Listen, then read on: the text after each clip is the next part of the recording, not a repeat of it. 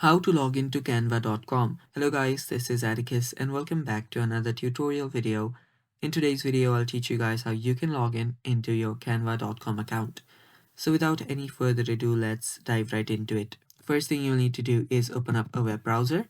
And after you open up a web browser, simply search for canva.com. After you search for it, you will see your login option on the top right corner. If you do not have an account, tap on the sign up option. Now, I have automatically signed in into my Canva account.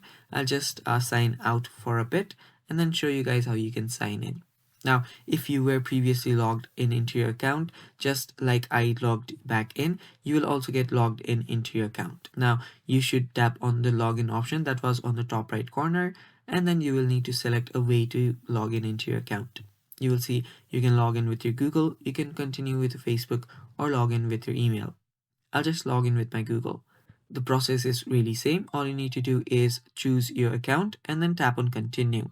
If you log in using your Facebook or email, you'll need to type in your email and then your password and you'll get logged in.